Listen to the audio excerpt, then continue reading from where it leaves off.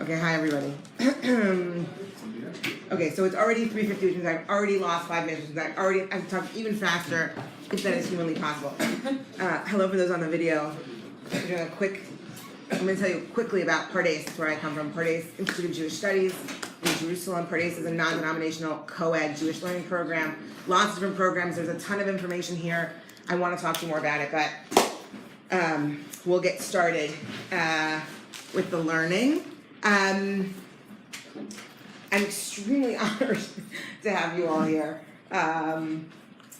Particularly nervous that Rabba Yaffa is here in the room. I'm not going to lie about that. So particularly honored and blessed. And so basically, anything I'm going to say, I just hope that you'll just correct me and tell me. I'm sure 98% of what I'm going to say is based on Rabba Yaffa philosophy, so, better to hear it from him. But I'll just try. I'll just get started and try. So, my friends, we live in a particularly complicated world. My guess is that every generation of Jews, and in truth, human beings have said that.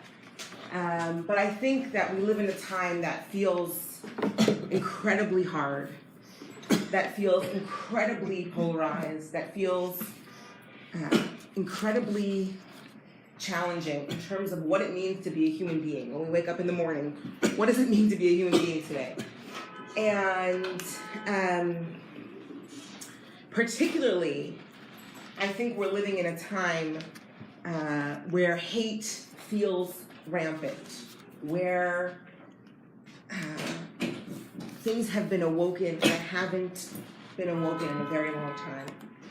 And I've been thinking about this tremendously. I've been thinking about it all the time. What does it mean? What does the world need right now? What is the Torah that the world needs right now? And I want to give a shout out to my partner in crime, Steve Jacobson, who is a chavruta of mine, and he's the director of the Dura Fellowship in Israel. We've been thinking a lot about this question, what is the Torah that the world needs right now? And we decided that the answer is love. The Torah that the world needs right now is the Torah of love. What does that mean? What's the Torah of love? Isn't all Torah love? Of course it is. Of course all Torah is love. But what does it mean to specifically think about what it means to love? And I've been reading a lot about it. What is love? How does love work? And particularly the relationship between love and power. How does love control power? How does power control who we love?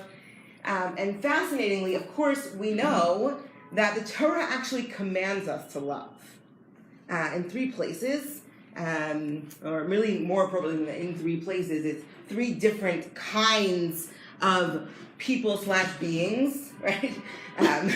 And what does it mean to command this emotion of love? And what is the point?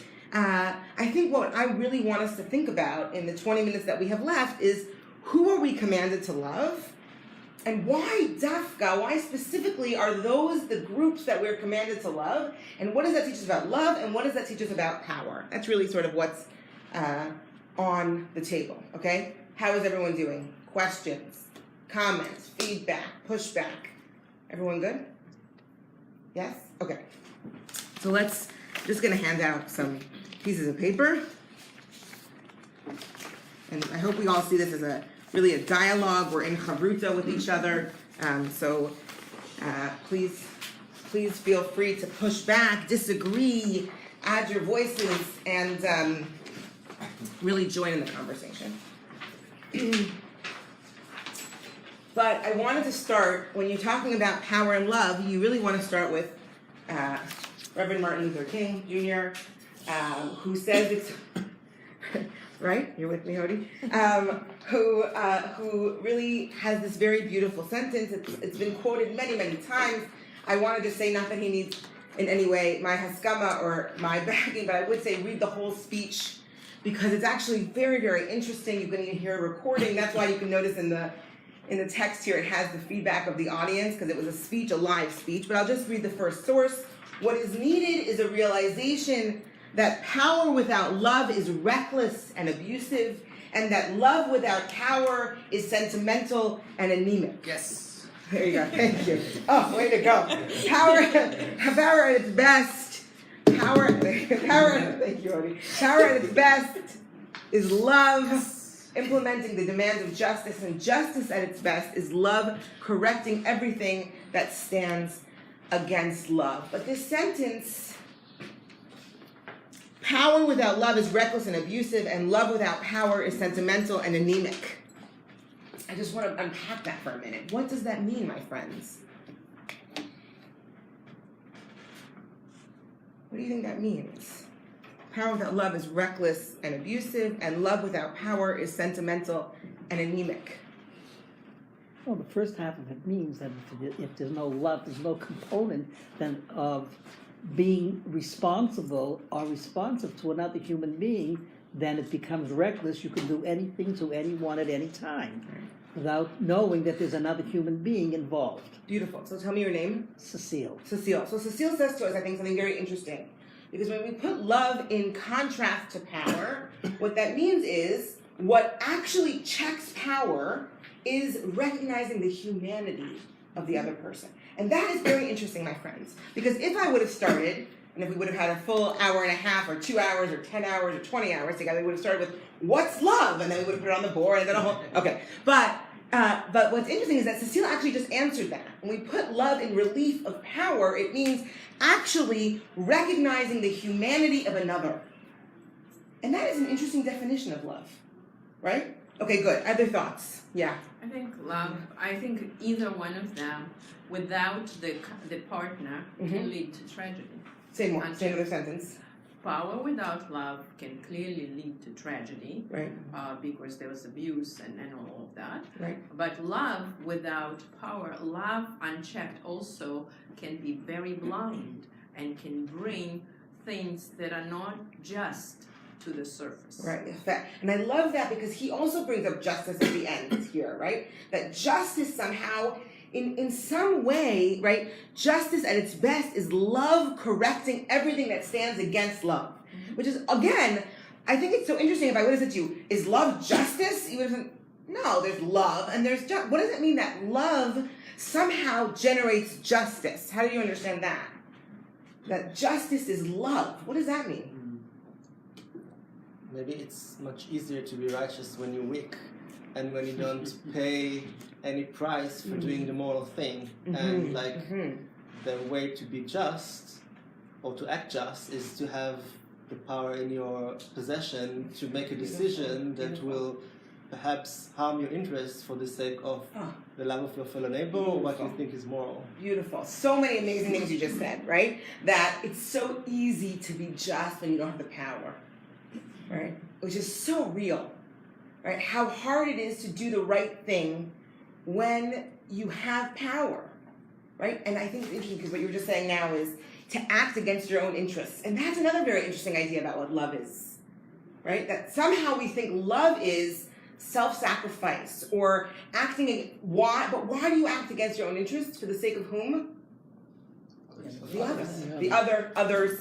And that is another fascinating moment here, right? Where we're saying love is seeing the humanity of the other. Love is prioritizing someone else's needs above my own. And that somehow is actually a powerful thing. It takes immense power to demonstrate that love. Because if I'm really holding power, to give up that power takes real power, right? Yes. Just tell me your name, sir. Brett.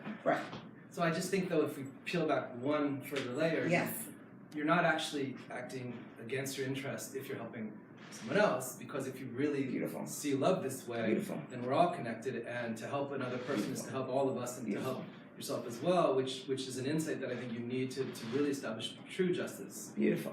And then, what I hear you saying, Brett, is, and then there's the myth of power that isn't real power. There's what we think power is, which is actually wielding my strength over another, but actual power comes from recognizing how interconnected we all are, and therefore doing what's in someone else's best interest is actually in my best interest, and is a demonstration both of love and power, right? I think that's exactly to me, that's like the best summary of what MLK would say. Right? Exactly that moment of, I think giving up power is weakness. It's actually showing that I love the other because I love myself and I love the other, right? It's all happening sort of simultaneously. Okay, beautiful.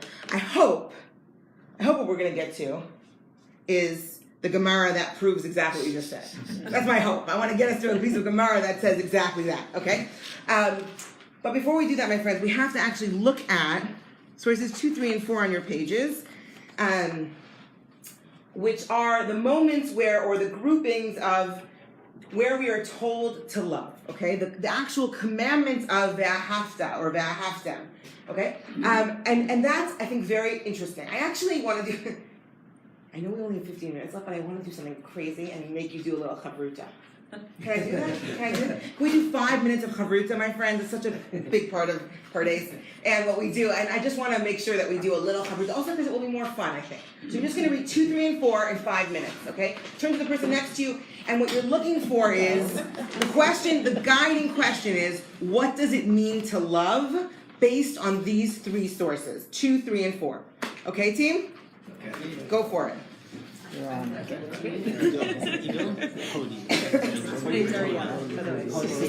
to meet you.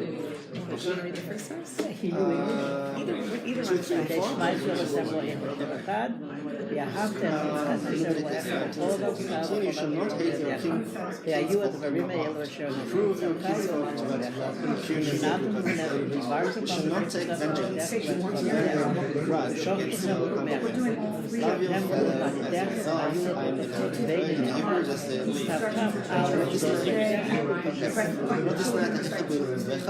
I guess. I mean, this first one, I guess, the commandment of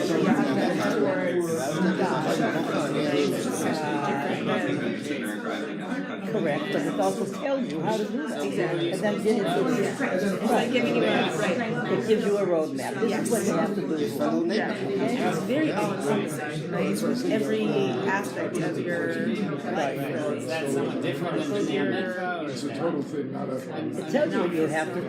Right. It's all Is that somewhat different than the What's the very first thing? No, but the first thing we have to do to show ourselves. We have to make sure to do it beyond you. We have to at least try to make sure that it goes beyond you. I feel like But even before that, it's also saying, it's like with your monetary good, Without right. But you need activity. I mean, if somebody says to you, I love you, well, how do we know that you love you? How does right? How does in a couple, how does one show that you love one? It tells you it ain't there has to be some kind of action that shows me that I love you, that shows you that I love you. Okay? You want to go to Vayikra?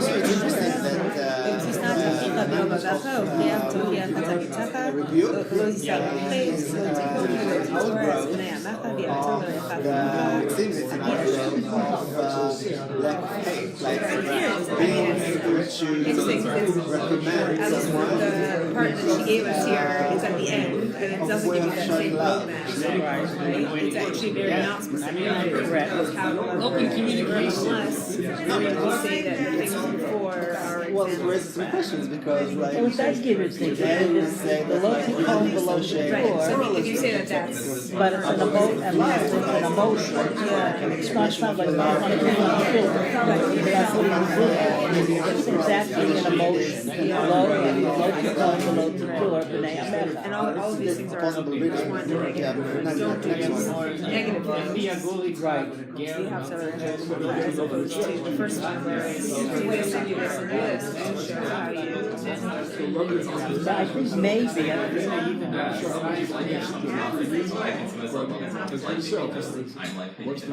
mean, I think maybe this is Vayikra, this is the word. You want to put it together.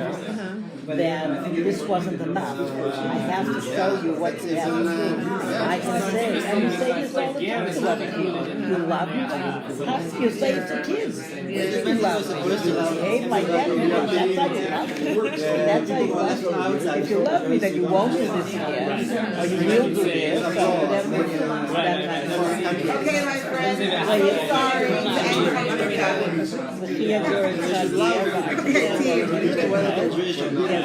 And we gotta come back together.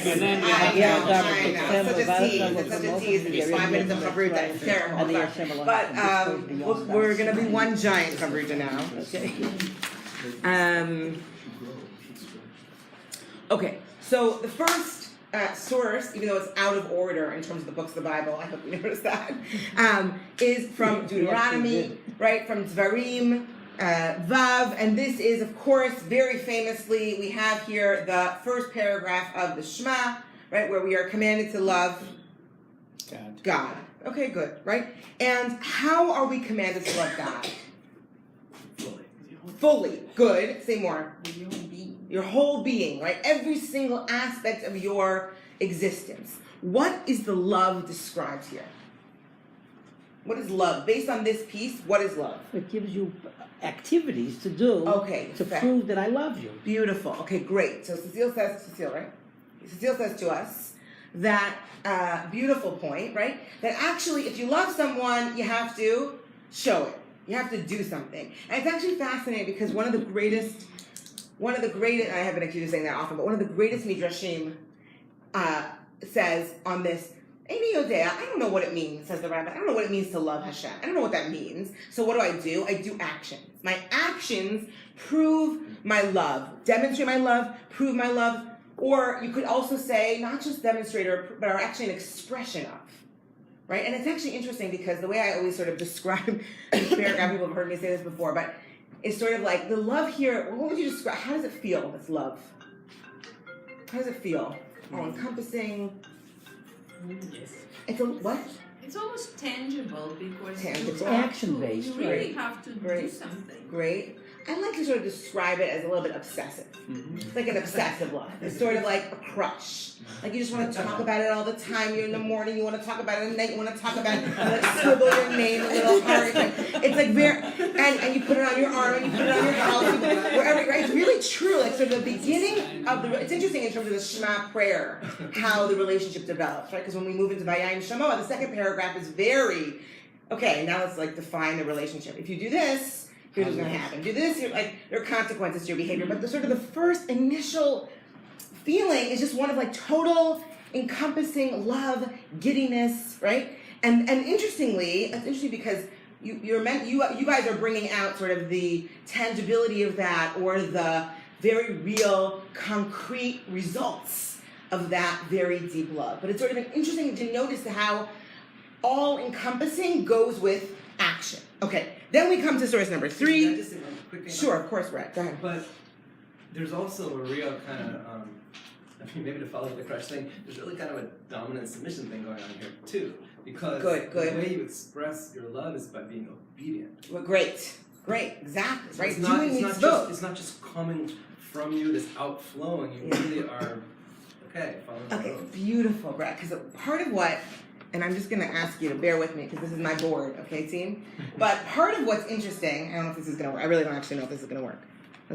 All right, we'll see. This is you, okay? Part of what I hear you saying, Brett, is this. Ready? That actually, what it means to love, there's a power dynamic going on, right? This is what I like to do when I want to draw God. This is what I like to do. Little question mark, right? But, right? So, like, the first stage, what I hear you saying is that, of course, God doesn't have any image, God forbid. Okay, but, right? But the first sort of step is actually there's a power dynamic going on, and that the first that I have to hear, at least on our pages, again, it's on biblical order, but this idea of loving God, it's interesting when we think about it in context of power, right? That actually, what does it mean to love a being that is by definition so much more powerful than me, right? And that obligation, submission, mitzvot, effectively, right? What it means to fulfill mitzvot, to be commanded, is very interesting. And how do I love in that power dynamic? Me as the one who is, right? Which is very fascinating because as we go on, we're going to see multiple power dynamics happening here, right? So if we move into source number 3, right? What's the power dynamic happening here? Who am I commanded to love in source number 3? Stranger. No, your countrymen. Yeah, you can. No, 3. Sorry. Three. Right, good. So sorry. It's because it's the third source that we did together. Oh. But source actually number 3 on the source sheet. Oh, okay. Right? Source number, Yeah. I'm right. Yeah, okay. Sorry. Source number 3 is re'acha, right? V'ha'afil re'acha kamocha, your neighbor. And how are you supposed to love them? As yourself. So basically, you commanded to love yourself as well. Sorry, are we good? Are we okay? Yeah. Sorry. Love your neighbor as? Yourself. As yourself, Which means okay. you immediately commanded to love yourself. It's so interesting. The question of self-love here is fascinating, right? I want to tell you, this is being recorded. This is why being recorded is not great. But yeah, I'm just gonna have that. But I taught this to a group. I'm not gonna say where any names, but I taught this to a group of college kids and students, not kids, college students, and that was the first thing. The first thing that they said was, "What if I don't love myself?" Which I thought was so interesting. There's so much to unpack there. Okay, another half an hour we talk about that. But what does it mean in this generation that that's the first reaction? Not how do I love the other person tonight, right? One of the most famous pieces of Chazal of the rabbis is, how can I really love someone as much as I love myself? And in 2019, actually we're saying, do I even love myself? Right? It's a very different world, which is, again, It's actually very scary if that was the reaction that you got. It is. I think That's it is very very scary. interesting. What does it mean that we're afraid? What does that mean? But that's a whole other shiur, a whole other conversation. Much to think about there. A lot to think about. But here we're commanded to love our fellow as ourselves, right? And what do you think that means? Love your fellow as yourself. What does it mean?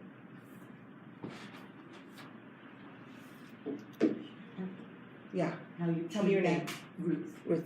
How you treat that person, how you respect that person, how you wouldn't want to harm that person, Great. as you wouldn't want someone to harm you. Great, good. Okay, so it's really about, and do you think it's the same, do you feel about this the way we felt about how we were commanded to love God? Is it the same? What's different about it? It's more than 2 ways. Street. Okay, good. I this is where we go next, right? I think that this is what's happening here, right? It's actually, right, much more like this, right? This is your, I can't do this properly. Let's try again. Sorry, team. Because you're seeing yourself in the other, not which you wouldn't necessarily do with God. Great. Kamocha, you can't possibly say kamocha to God, Right. right? It's always, but it's actually the opposite, right? The whole livavecha, the whole nafshecha, like very different. It's actually much more, as Brett was saying to us, I would never compare myself to God. I would never think we were equal. I would never, there's no way in which that power dynamic is equal. Whereas my fellow, right, that is the case, right? And then, so it's an interesting thing. By definition, the power is different. And maybe therefore the love is different, right? And then the next group that we're commanded to love is the stranger, right? Who by definition is what? Sorry? Other. Exactly. There's a way in which my re'echa, right, my neighbor is of me. And there's a way in which the stranger, the ger, is actually not of me. So what's interesting, my friends, one of the things I wanted to point out, and I'm literally running out of time, but I just wanted us to notice this because I think it's very fascinating to notice that the Torah sets up love in 3 different places. One where the being God has obviously tremendous more power than I do, right? And another place where the person has equal power to me, I would assume, because they're my neighbor, they're my fellow, they're my kinsman, right? So many different words for brother, fellow in this, it's actually very fascinating, worth unpacking more about how many ways we say equal in these verses, right? But in source number 2, right? But also the stranger who is by definition not of me. And so, and it's the same exact word. V'ahavta, love, right? To me, that is so incredibly powerful. You know what's also interesting? I'm not commanded to love my spouse. I'm not commanded to love my child or my parent. And that is an interesting thing. Why don't I have those commandments in the Torah? They're just Right? so obvious. They're just so obvious. Beautiful, I don't need it. beautiful, so obvious. Tell me your What did she name. say? Randy, such a great point. Right? So obvious. Of course, right? Those are natural places where I would love, right? But it's a very interesting thing. Wouldn't I say the same thing about God? Wouldn't I say the same thing about the stranger? Right? The stranger probably not, right? But my fellow human, right? But it's a very sort of interesting question. Sorry, my fellow. Oh, that's a whole other conversation. But which fellow we're talking about? But I think it's interesting to sort of notice that the Torah here is saying, in every place where there is a power dynamic. And also, let's not kid ourselves that even as we have equals within our own, let's say, Jewish community, the power dynamic is equal there. I don't know if it is. Just because I say kamocha, it doesn't necessarily mean I don't have more power than you do, right? And how do we mitigate that? How do we deal with that power? I think is interesting. But I think it's interesting to notice that in the Torah's world, where I have power over another, or where another has power over me, I have a commandment to love. And that I think is very interesting. Yes, sir. Yes, please. I didn't want to interrupt your rhythm. I apologize for doing that, but still, you started by saying, love God has much more power. But I think in the end, power is incompatible with love. In other words, I think if the other person that you love has got all this power compared to you, I think it's very intimidating and off-putting. So in the end, if God wants to be loved, I think first of all, God's going to give up power and act in more equal way. That's part of it. But beyond that, I mean, the tension of power and love, I just want to point it out. It's a bit of a conflict. Okay, beautiful. Amazing. So what I hear you saying, Ravitz, is that effectively, actually, no. What it means to have power and love together is that I give up my power in order to love. Or the other person doesn't feel intimidated. The love controls the power, right? So the love, okay. It doesn't, it's very restrained because... Right, good, right. So more of this, like, I give up, or again, that what real love is a check on power. Well, it equalizes, let's put it that way. Right. So now I promised you guys a piece of Gemara, and I'm totally over my time, and we're doing it anyway, because that's who we are. So source number 6 on your pages, I think is saying exactly what Rabbi Yitz plus Brett has said to us, which is one of my favorite pieces of Gemara that exists, and it's so very, very fascinating to me, because it comes actually from Dvarim Yud Gimel, which I brought for you all in source number 5. Source number 5, where we're told about what happens when a false prophet arises in your midst. But if you look,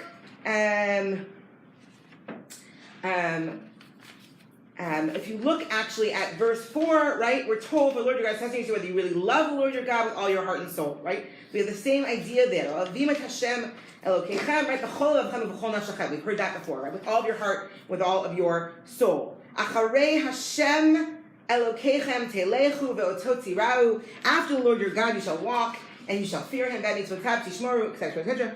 Ve'otot ta'avodu, serve God, uvo tidbakun, and cleave to God. Okay, but you notice that those again are the same sort of commandments, that same all-encompassing love and service that we saw, very similar to what we saw in the Shema.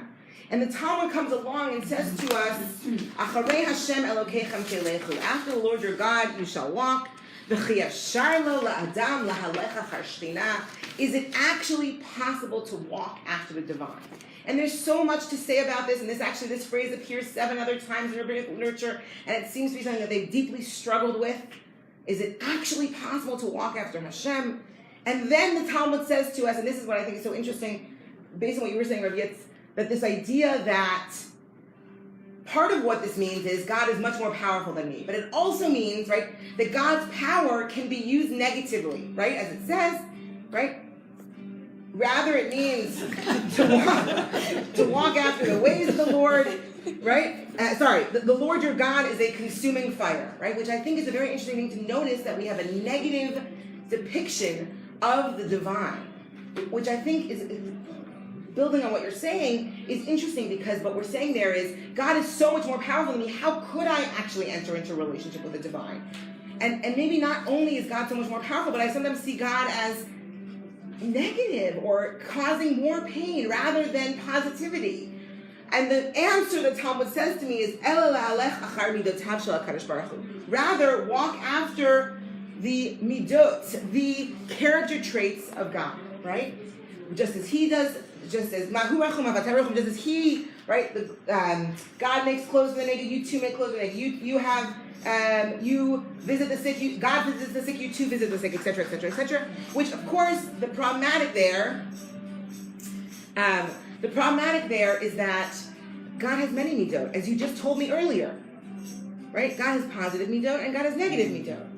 So what does it mean, walk after the midot of HaKadosh Baruch Hu, walk after God? I just told you literally that God has negative midot. So if I wanted to, I could walk after the negative midot of HaKadosh Baruch Hu based on this. Right? So what is the text saying to me? What is the text asking you to do?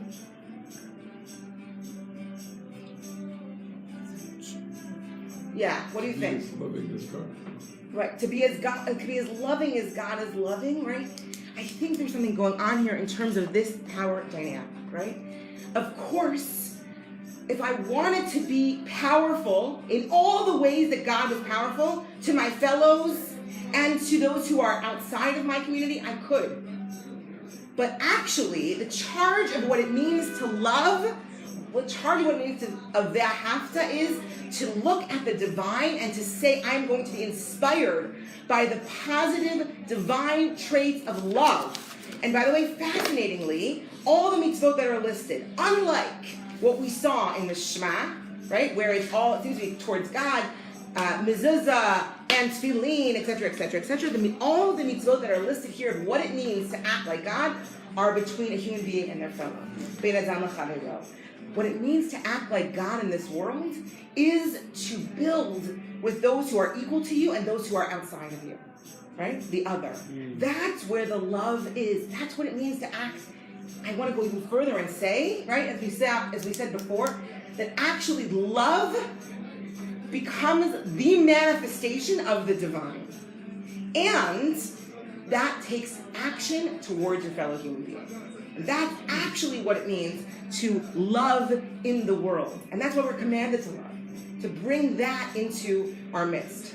We'll end here, but I just want to bring to your attention this incredibly powerful and painful and very powerful piece by Ari Mahler, who was the nurse who treated Robert Bowers. And it's very powerful. I think you should read the whole piece, but just the last paragraph, he explained this. He says, love. That's why I did it. Love as an action is more powerful than words, and love in the face of evil gives others hope. It demonstrates humanity. It reaffirms why we're all here. The meaning of life is to give meaning to life, and love is the ultimate force that connects all living people. It goes on, it's really worth reading the whole piece, but it's, to me, those words were incredibly powerful and are a charge to us.